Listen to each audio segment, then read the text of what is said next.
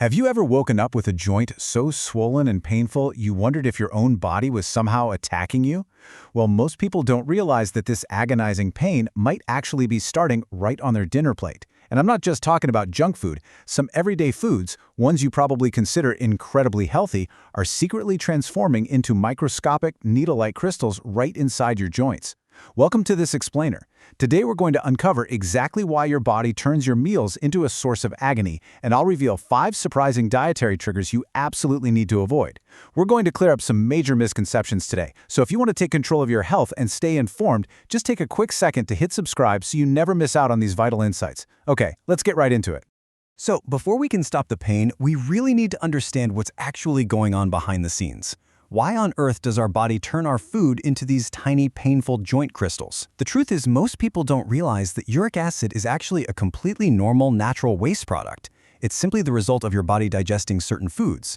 In a perfectly functioning system, this acid forms, travels down to your kidneys, and is safely flushed right out of your body. Totally normal. But the severe problems start happening when our kidneys get overwhelmed and just can't keep up with the sheer volume of acid we're producing. When these acid levels spike way too high and your kidneys fall behind, well, all that excess uric acid has to go somewhere, right? So it begins circulating in your blood. And eventually it builds up and solidifies into these microscopic needle-like crystals directly inside your joints.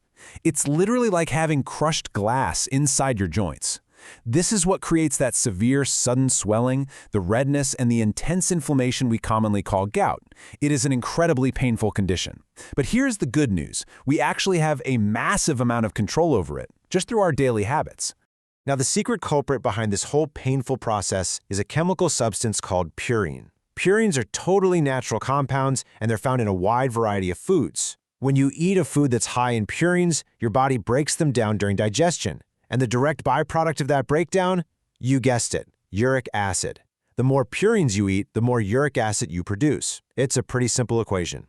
But what happens next may surprise you, because purines are hiding in places you would literally never expect. We'll come back to a shocking, everyday vegetable that's packed with these in just a moment. All right, let's start with trigger number 1, the meat problem. If you're struggling with high uric acid, this is absolutely the very first area of your diet you need to look at. Almost all forms of meat are notoriously problematic for gout sufferers. Whether we're talking about red meat like beef, white meat like chicken, or honestly even most types of fish, digesting any of these dumps a massive, overwhelming amount of purines straight into your system. If you are actively experiencing joint pain right now, strictly limiting these meats is your absolute most effective first step. Moving right along to triggers number 2 and 3, sneaky sugar spikes. Now this is where things get really interesting, because trigger number 2 doesn't actually contain any purines at all. No way, right? But it's true. Sugary beverages, things like high fructose packaged fruit juices, beer, and sodas, they secretly force your uric acid levels to absolutely skyrocket. All that sugar, particularly the fructose, triggers these hidden cellular processes that basically turn your body into an acid-producing factory out of thin air. And trigger number 3 works in a very similar, super sneaky way. Think about refined carbohydrates, stuff made with white flour or maida, like white bread, cookies, and those delicious pastries. Just like sugary drinks, they contain 0 purines. However, because they've been completely stripped of their fiber, they instantly turn into simple sugars the absolute second they hit your stomach. This instantly spikes your blood sugar. And guess what? When your blood sugar spikes, it pulls your uric acid levels right up along with it. Choosing complex, fiber-rich foods instead is key here, because they digest slowly, keeping both your blood sugar and your acid levels perfectly stable. Okay, let's look at trigger number 4, surprisingly harmful healthy foods. Stay with me here, because this next point is really important, and it's where so many people make well-intentioned mistakes. We all generally think of vegetables as the ultimate health food, right? But certain veggies, like spinach, cauliflower, eggplant, taro, mushrooms, and French beans, they naturally harbor very high purine levels. They are secret purine bombs. Now, while some modern research does suggest that vegetable purines might not raise your acid quite as aggressively as meat does, it is still highly recommended to minimize these specific veggies if you are prone to painful flare-ups. And that brings us to trigger number 5, the pulse problem. Many people completely misunderstand this next category. In so many cultures, lentils are a daily staple, and we just naturally assume they're completely safe for everyone. But that is a painful misconception. Notice the distinct difference here. Whole, unhusked pulses like black gram and chickpeas, they will actively spike uric acid levels simply because those tough outer layers are incredibly dense with purines. However, normal, washed, and split dals, like yellow moong or washed masoor, they are perfectly safe to enjoy and they won't trigger your joint pain at all.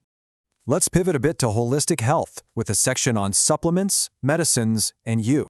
Because conditions like high uric acid so often go hand in hand with metabolic issues like diabetes, a lot of people ask me how natural remedies safely fit in with their doctor's prescribed treatments. For example, a common question we get is whether you can safely combine herbal supplements like spirulina with strong daily diabetes medication and insulin injections. It's a fantastic question because, hey, safety should always come first. The reassuring truth here is that, yes, herbal supplements can be taken safely alongside your prescriptions. In fact, these supplements are designed to safely support your body. They gently increase the efficacy of your medicines, and they act protectively against the long-term damage of chronic conditions. But please remember this golden rule. Supplements are meant to be supportive, not a substitute. They should never, ever replace the vital prescriptions that your doctor has specifically tailored for you. Here is another incredibly common concern we hear all the time. People often want to know, is it safe to use natural home remedies, like taking a daily dose of apple cider vinegar while you're actively taking metformin for your blood sugar, plus maybe some medication for high blood pressure? Well, the answer here is a resounding yes. Unless your doctor has specifically advised otherwise, apple cider vinegar is incredibly beneficial. And the reason behind this might actually surprise you.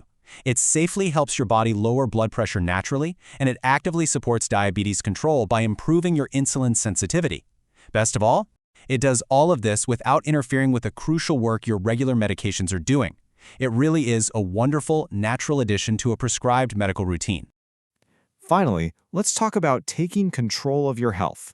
What happens next is entirely up to you. You see, preventing conditions like high uric acid, gout, and diabetes from progressing isn't about finding a magic pill. It requires a holistic, everyday approach.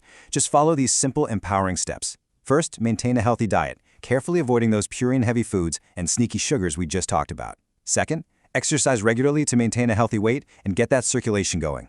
Third, always take your prescribed medicines exactly on time.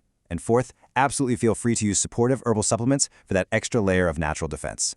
I truly hope this explainer has empowered you to make confident, informed choices for your joints. The most important takeaway today is that your fork is literally your first line of defense. What you choose to eat can either build those painful crystals up or help wash them right away. So I would absolutely love to hear from you. What dietary changes or home remedies have worked best for you in managing your joint pain? Please share your experiences in the comments below. And if you found this helpful, remember to subscribe to the channel for more reassuring health explainers just like this one. Take wonderful care of yourself, and I'll see you next time.